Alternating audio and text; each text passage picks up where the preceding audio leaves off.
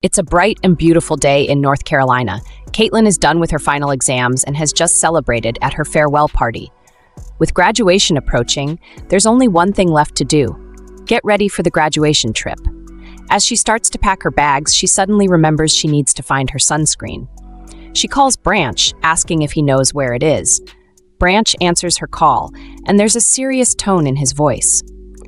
He says there's something important they need to talk about before the trip.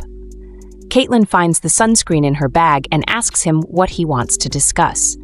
Branch hesitates, and then he explains that a lot has changed since they began dating. She looks at him, surprised and confused, not sure what he means. He then tells her they should break up and go their separate ways, and he walks out of the room without looking back. Caitlyn is left standing there, forced completely in disbelief. She can't wrap her head around what just happened. Feeling a rush of emotions, she grabs a pair of scissors from her desk and starts cutting her hair while angrily cursing him. It feels like a betrayal. They have been together since their freshman year, and now, just before graduation, he decides to end things. As she stares at her reflection in the mirror, she vows that Branch will not ruin her graduation trip. In fact, she starts to think that going alone might be even better. She pushes aside the hurt and focuses on getting ready for the adventure ahead, determined to enjoy her trip on her own terms. At Brownsville Airport, Caitlyn discovers that her luggage is missing. She starts to feel anxious and a little upset about it, but the lady in charge tries to calm her down. With a friendly smile, the lady gives Caitlyn a form to fill out and assures her that her luggage will be sent to her as soon as they find it. Caitlyn looks around and sees that other people are also complaining about their missing luggage, and the lady is handling them the same way, giving them forms to fill out too. Just then, Caitlyn's phone rings. It's Mary Ellen, her best friend. She answers the call and immediately tells Mary that she and Branch are no longer together. Mary reacts with anger, saying it's so wrong for Branch to do this right before their graduation trip. She quickly asks if Caitlyn will be okay. Caitlyn reassures her that she is all right, even though she feels a little hurt inside. Mary insists that Caitlyn should forget about Branch's plans for the trip and suggests that they should go together, just like they had originally planned. Mary keeps saying it's not too late to change things and expresses that she's worried about Caitlyn. Caitlyn assures Mary again that everything is fine and encourages her to stick to her own plans for the trip. They have been roommates for 4 years, and during this time, they always look out for each other. Mary reminds Caitlyn of how she and Branch got together in the first place and shares her worry that it might happen again because Caitlyn seems to fall for guys with good looks. Mary fears that if Caitlyn ends up dating someone new, things might turn out badly, just like they did with Branch. Caitlyn knows how much Mary cares for her and understands her well. She tells Mary that she is not planning on dating anyone soon. When Mary hears this, she feels relieved and tells Caitlyn to inform her as soon as she arrives at her destination. Mary's concern comes from a place of love, and she cares for Caitlyn like an older sister or a mother would, always wanting the best for her and making sure she stays happy and safe. At the Wave Oasis Hotel in South Padre, Caitlyn approaches the clerk and asks to check in, but the clerk informs her that there is no reservation under her name. Caitlyn thinks this must be a mistake because she made the reservation herself. The clerk tries searching through the list again, but still can't find anything for Caitlyn. Feeling frustrated, Caitlyn starts to think that Branch might have something to do with this mix-up. She then asks the clerk to check if there is a reservation under Branch's name. The clerk checks and finds it. She asks Caitlyn if she is with him, and Caitlyn replies yes, which is true since that was the case at the time of the reservation. The clerk tells her that Branch is already in the room. Caitlyn feels a mix of surprise and anger that Branch could dump her and then take her room without any thought. Caitlyn asks for the keys to the room, but the clerk denies her request because the reservation is not under her name. Caitlyn understands the situation and asks if she can book another room instead. The clerk apologizes and explains that there are no rooms available because everything has been booked for over 2 months. Caitlyn feels awful about everything that is happening. First, her luggage is missing. Then Branch takes her room, and now she can't even find a place to stay. As she feels defeated, a little child sees her resting her head on a side stool and feels sorry for her. Caitlyn lifts her head and tells herself that she will not let Branch ruin her trip.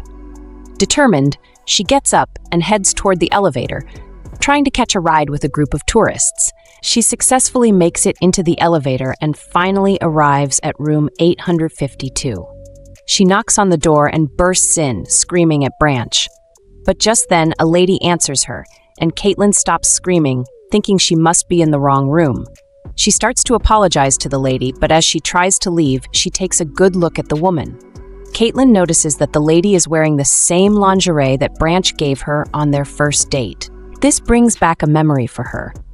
Caitlyn remembers when Branch gave her the lingerie, telling her it was pretty and would look good on her.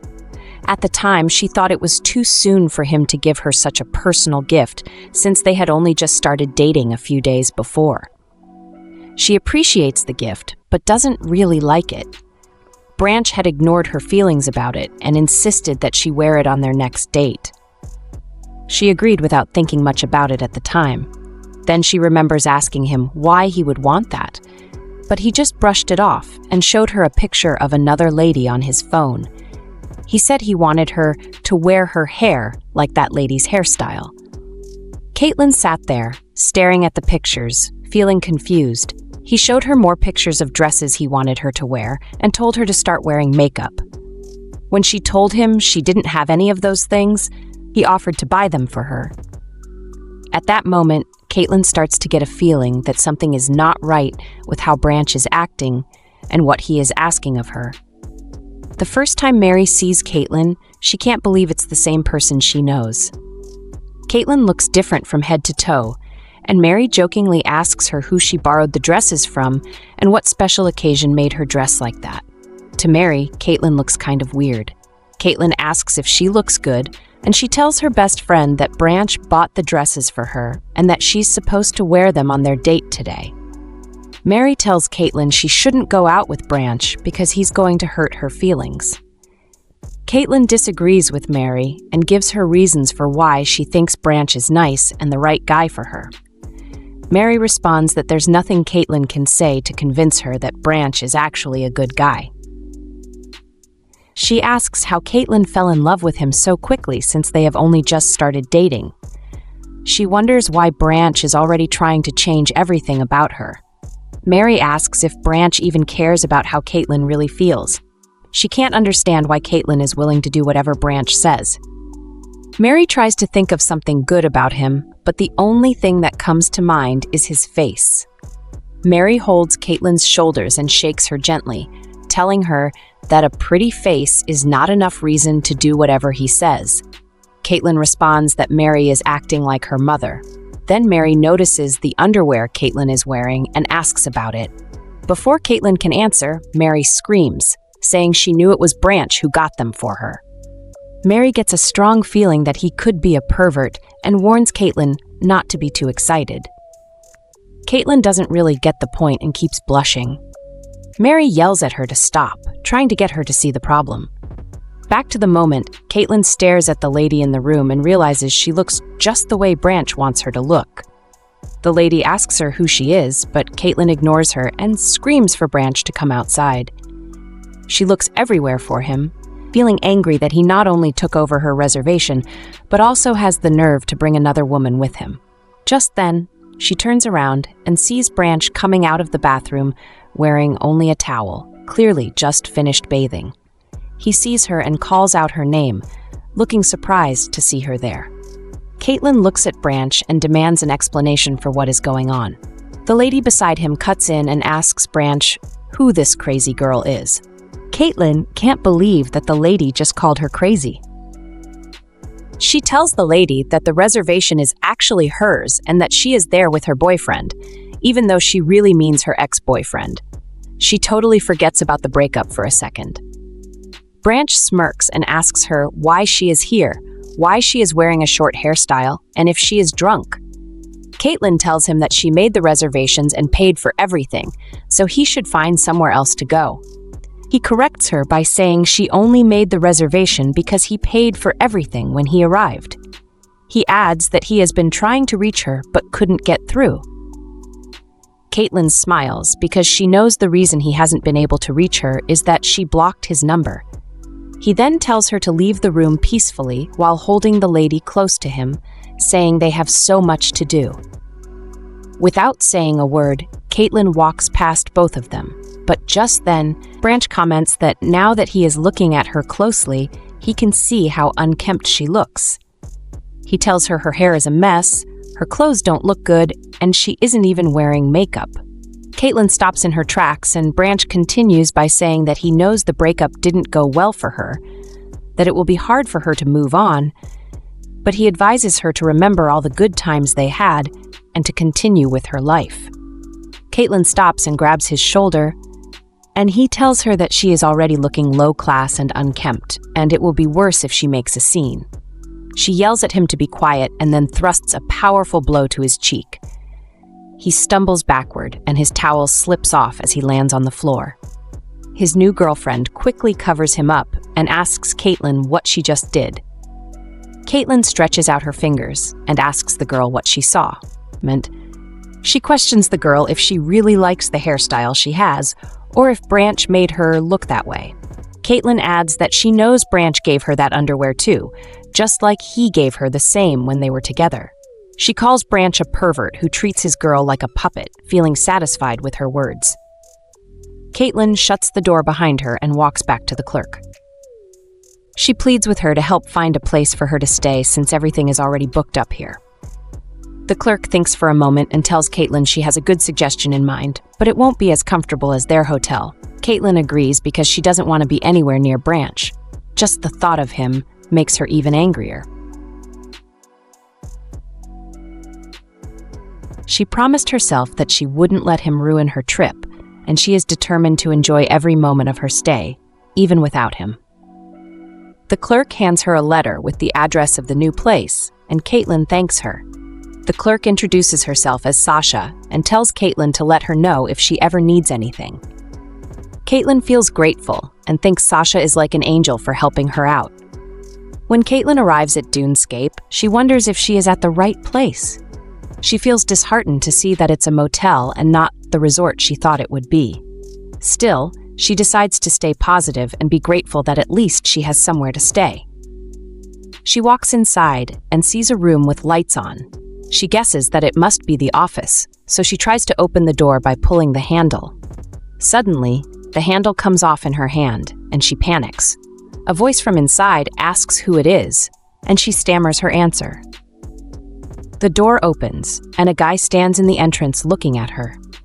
She quickly apologizes, telling him she accidentally broke the door handle.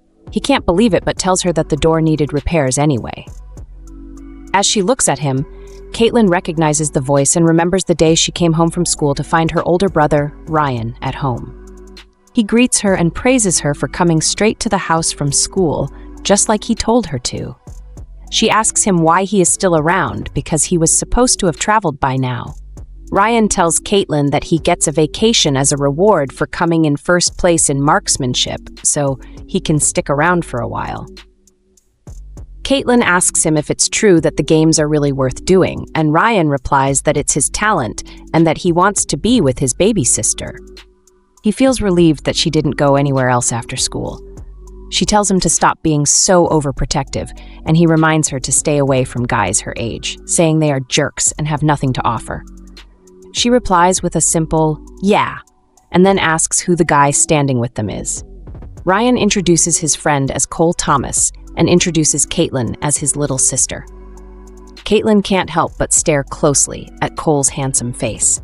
Cole then cuts in and tells her that Ryan talks a lot about her, which seems to be true. Ryan always says he has a younger sister who is 7 years younger than him. Cole admits he never believes it, but now he can see it wasn't a lie after all. Meanwhile, Caitlyn can't hear a word they are saying because she is so distracted by thoughts of Cole. Ryan asks Cole why no one ever believes him, and Cole replies that the hard part to believe is that she looks just like him. But she is so cute. Caitlyn isn't sure if he is complimenting her or not. Cole realizes that Ryan was telling the truth after all. Speaking of winning first place, he asks Ryan what he means because it wasn't Ryan who won. It was him. Caitlyn thinks he is so handsome, and even his voice sounds charming to her. Returning to the moment, she looks at him at the entrance and calls his name. Cole opens the door to see her clearly. Caitlyn covers her eyes because the light is so bright. He pauses and calls her name. Caitlyn can't believe it's really Cole at the door. He smiles and asks her why she's there. She tells him she is on vacation, and he asks why she is there alone. Caitlyn explains that something came up, so here she is all by herself. She asks if she can get a room for a week since there are no rooms available at the hotels around. She thinks she kind of knows why this place is the only one not occupied, especially since she barely pulled the door before it came off. Cole invites her in and asks about her luggage. Caitlyn tells him that the airport misplaced her luggage and promises that they will send it to her as soon as they find it. Caitlyn thinks about how her day has been full of unpleasant events, but she feels glad that she at least met Cole. He tells her that there is a room available, and she happily accepts and hands him her card to pay for it. As he takes her card, he notices that her hands are all red and swollen, so he asks about it. She smiles and says she bumped into something. Cole jokes that it looks more like she bumped into somebody. She assures him it's nothing to worry about. He gives her a slip and tells her to sign it. After she signs it, he hands her the room key. Caitlyn looks around and thinks the place is manageable, but a bit weird in some ways. She notices that all the reservations are written down in a notebook, and there isn't a single computer in the whole place. Plus, she gets an actual key instead of a key card.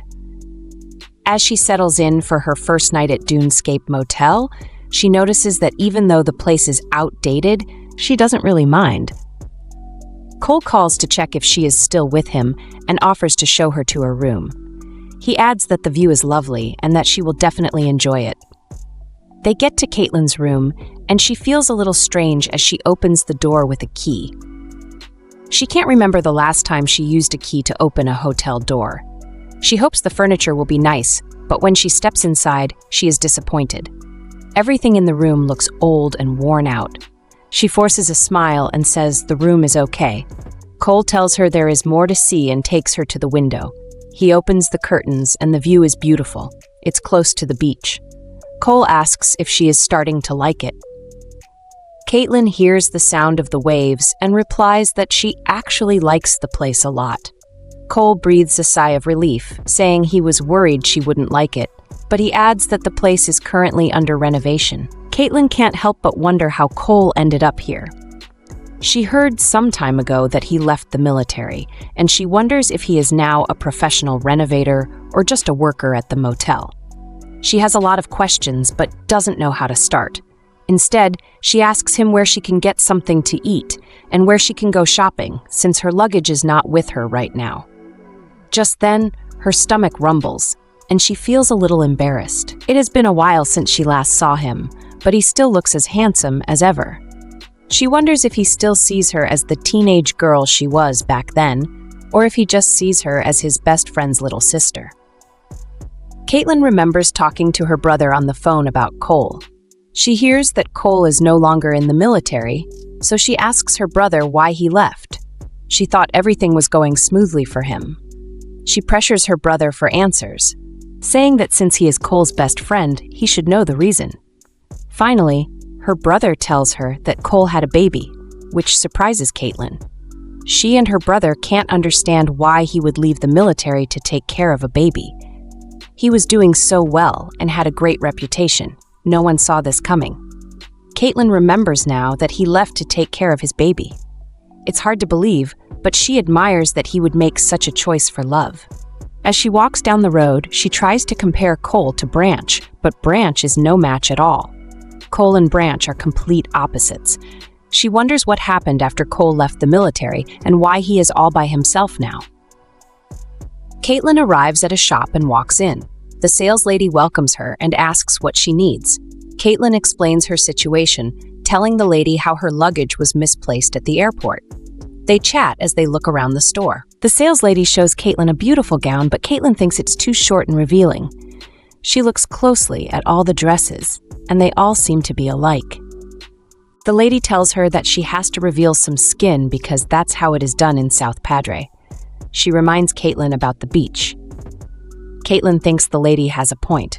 She remembers how Branch used to make her wear revealing clothes, and she has never tried looking that way before. Now, she feels like she can make her own choice. After thinking it over, she agrees to take the dress. The lady tells her that she will also need a bathing suit, sunglasses, and some other things. She even offers to give Caitlyn a bottle of sunscreen for free. Caitlyn is so happy and thinks the lady is the best saleswoman ever. She tries on a hat and sees how good it looks on her. Then she asks for tanning cream instead of sunscreen, excited to get ready for her vacation. The sales lady loves how open-minded Caitlyn is and tells her to come back anytime she needs anything. She introduces herself as Lisa and even offers to add shampoo and toothpaste to the sunscreen for free. Caitlyn tells Lisa how grateful she is for all the help. Then, she tries on the gown and can't contain her joy because it looks so lovely on her. She has never worn something like this before. She usually just wears what Branch tells her to wear. Now she realizes that she can look good in a dress, and she wishes she had known this all along. The dress fits her perfectly with her short hairstyle. After leaving the shop, she arrives at the cheeseburger place that Cole recommended. It's not far from where she just was. Caitlyn walks in and looks around at the setting of the restaurant. It feels nice, so she decides to sit at the bar. As she sits down, she feels beautiful and confident. A salesman comes over and asks what she would like to eat. She asks about their cheeseburger, and he tells her it's the best around, so she decides to order it. She also tells him to add a margarita to her order.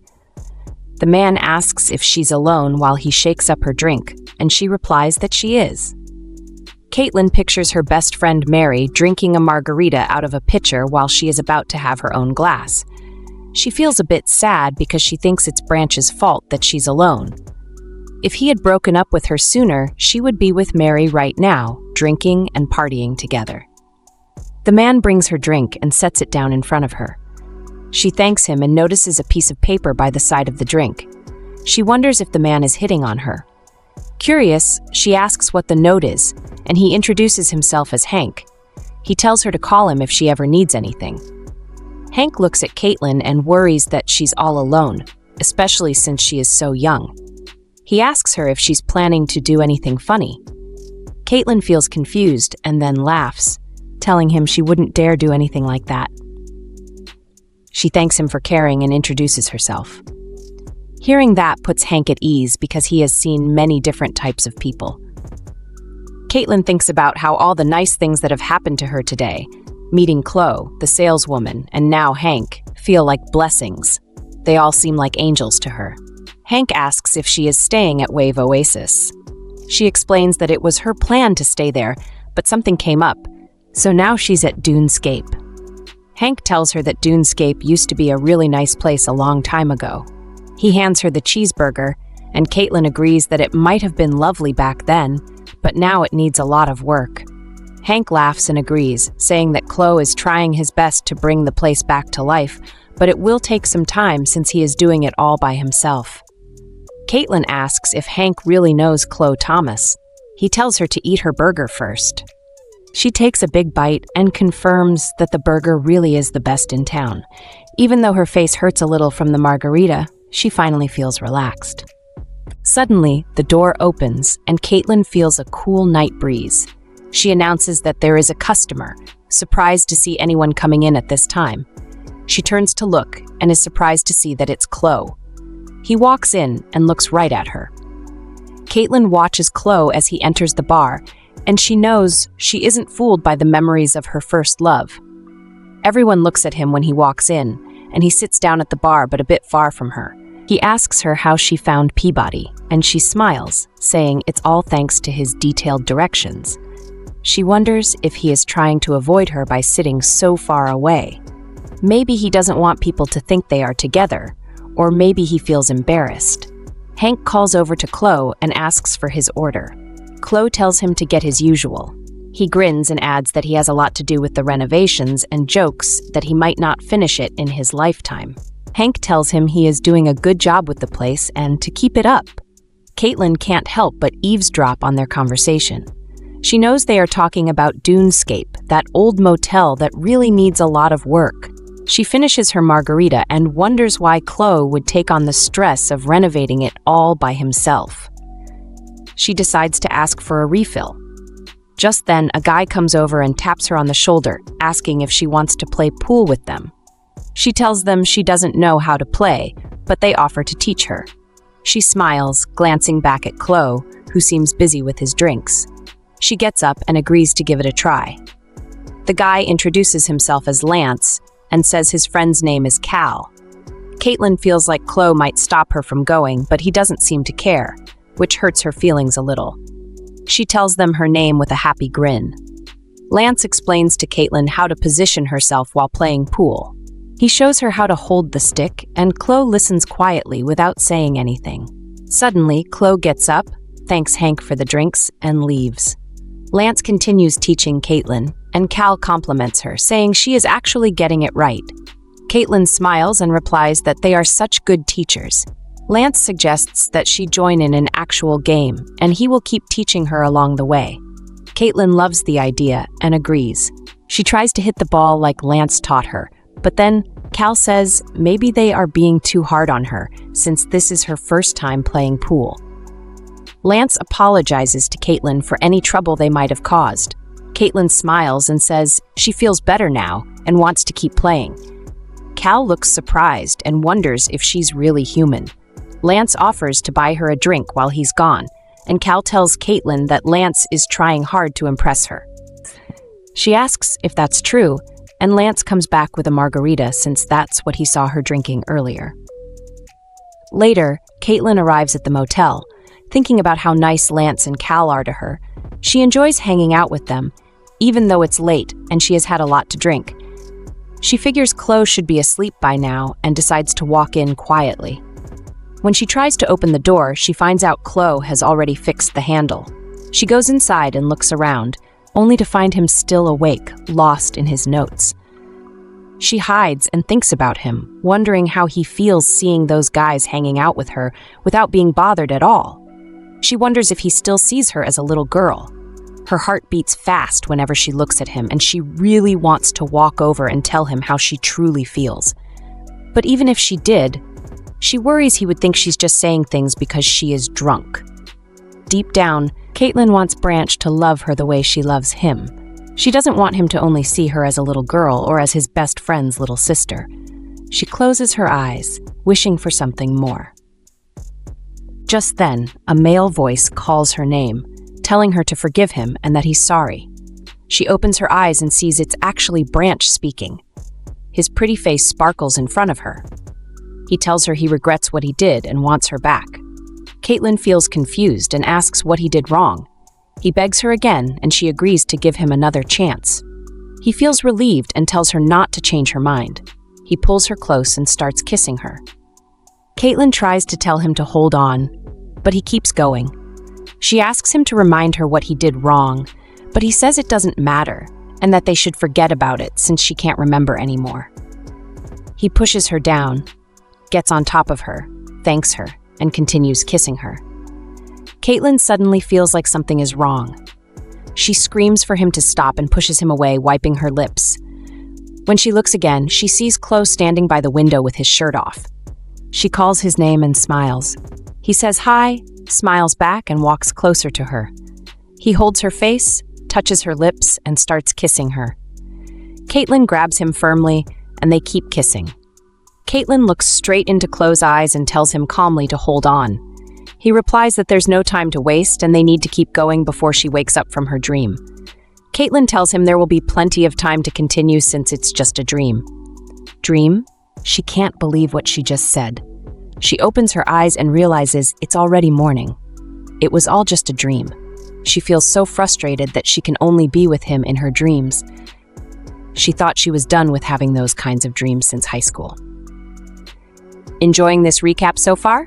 Please comment part 2 below, and don't forget to like, share, and subscribe for more. Until next time, ciao!